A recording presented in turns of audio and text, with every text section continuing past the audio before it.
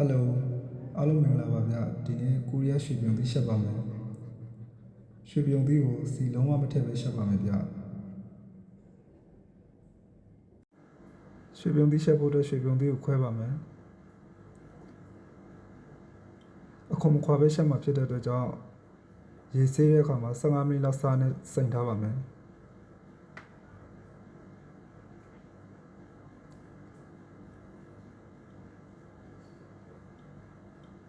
ခွဲပြီးပြီဆိုတော့ဥတိုင်းလေးထုတ်ပါမယ်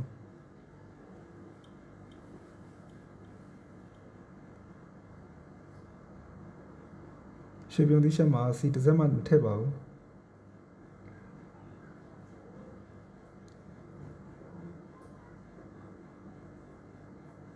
ဥတိုင်းထုတ်ပြီးပြီဆိုတော့ကျွန်တော်တို့အနေတော်အတုံးလေးတုံးပါမယ်ဗျ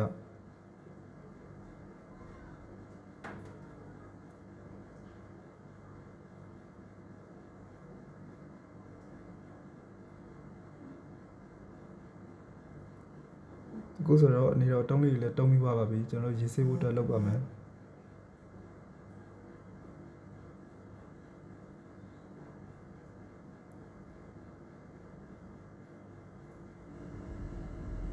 ရွှေပြုံသီးရှက်ဖို့အတွက်ကျွန်တော်တို့ရွှေပြုံသီးကိုဆေးပါမယ်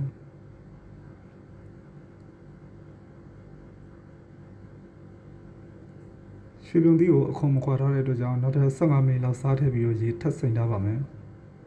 ရေစိမ်ထားတဲ့အတွက်တွင်ကျွန်တော်ရွှေပြုံသီးရှက်ဖို့အတွက်ငရုတ်သီးစိမ်းကြက်သွန်ကြီးအစင်းလေးလုပ်ပါမယ်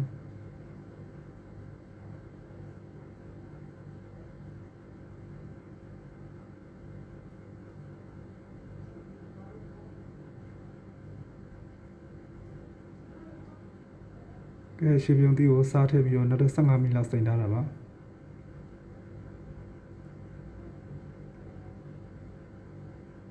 ဟင်းရှက်ဖို့အတွက်ငရုတ်သီးစိမ်းကြီးကြက်သွန်ကြီးအစင်းလေးလုပ်လိုက်ပါဦးမယ်ရွှေပြုံသီးစားရှက်ဖို့အတွက်ရေနွေးတည်ထားပါမယ်ရေကိုလက်တစ်စက်လောက်ပဲထည့်ပါမယ်ဗျအများကြီးမထည့်ပါဘူးဘာလို့လဲဆိုတော့အသီးကနူးတာတအားမြန်လို့ပါမပြီးဘူးနှင်းငါပြီးသုံးထားပါလေဗျ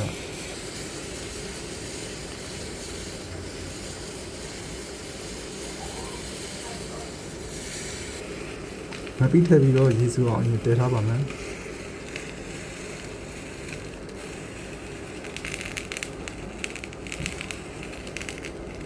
အဖုံးအုပ်ထားပါမယ်ဗျ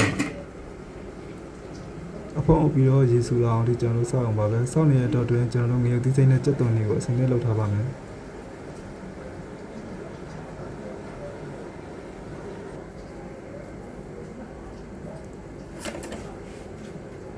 ငရုတ်သီးစိမ်းလေးတွေကိုနှချမ်းချမ်းပြီးထည့်ပါမယ်ဗျ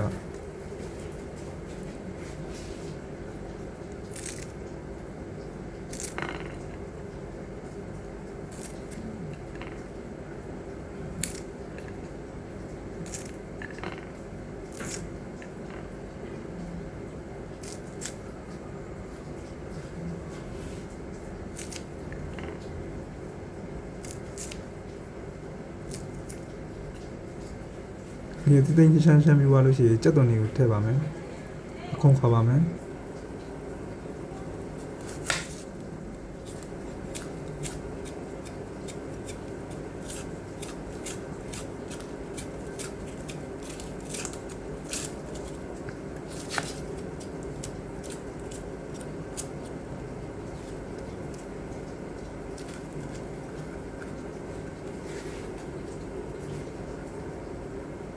ခုံခွာပြီးဆိုတော့ကြက်သွန်တွေကိုရေဆေးပြီးတော့ပါးလေးရေးပါမယ်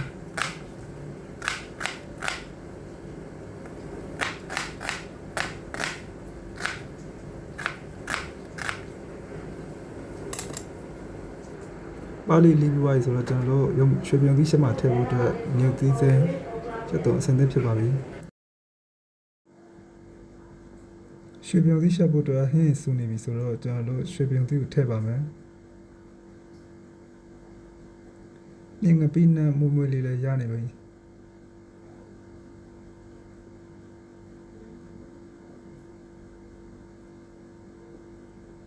စားနဲ့ရေစိမ်ထားတဲ့ရွှေပြုံသီးကိုရေစစ်ပါမယ်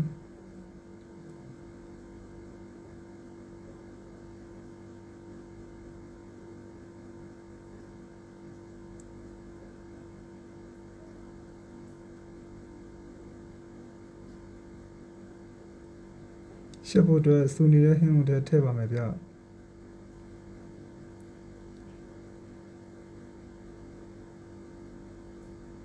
ရွှေပြုံသီးထည့်ပြီဆိုတော့ငရုတ်သီးစိမ်း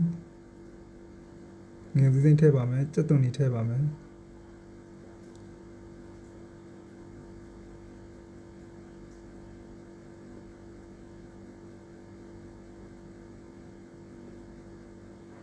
10 မိနစ်လောက်အဖုံးအုပ်ပြီးတော့ရှက်ထားပါမယ်ဗျ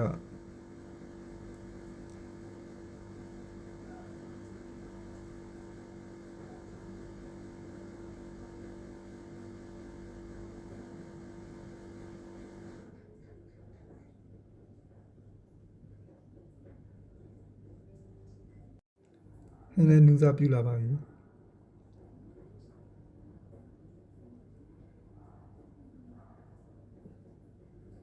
ဟင်းနူးစားပြူလာပြီဆိုတော့ကျွန်တော်တို့စားရဟင်းခက်မုံရထည့်ပါမယ်စီလုံးဝမထည့်ဘူးနော်ရွှေပြုံသီးအားဟင်းကောင်းတစ်ခွက်ပါကျမ်းမာရေးနဲ့မြင့်ညွတ်တဲ့စောင်းစီထည့်ပြီးမရှက်ပါနဲ့စီမစားတာလုံးဝအကောင်းဆုံးပါကဲအခုတော့အဖုံးအုပ်ပြီးတော့ထပ်ပြီးတော့9 မိနစ်လောက်ထပ်ချက်ပါမယ်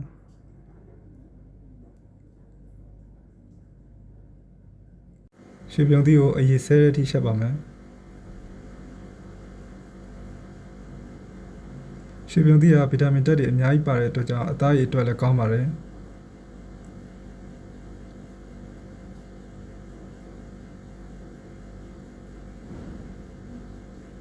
သူဆိုတော့ဟင်းလည်းကြက်ခါစားပြုတ်နေပါပြီ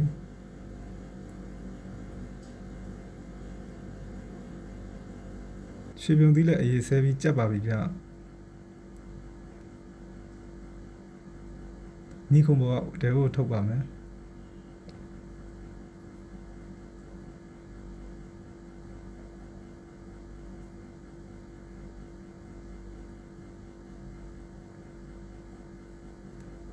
ရွှေပြုံသီးဟင်းတစ်ခွက်ရပါပြီဗျ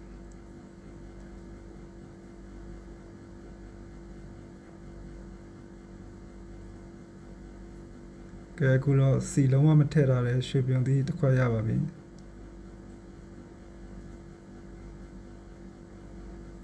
မိတ်ဆွေတို့လည်းဒီလိုရှက်စားကြည့်နော်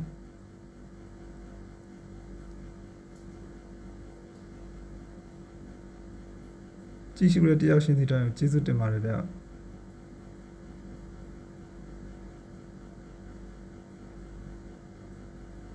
နောက်တစ်စီမပါတဲ့အသီးရွက်တွေကိုထပ်ချက်ပြအောင်မှာဖြစ်တဲ့အတွက်ကြောင့်အများနဲ့ကြည့်ရှုပေးဖို့အတွက်ပြောရှင်းပါတယ်ဗျစီမပါတဲ့ရွှေပြုံသီးဟင်းတစ်ခွက်ရပါပြီခင်ဗျာအားလုံးပဲကိုယ့်အိမ်မှာကိုရှက်စားကြည့်နော်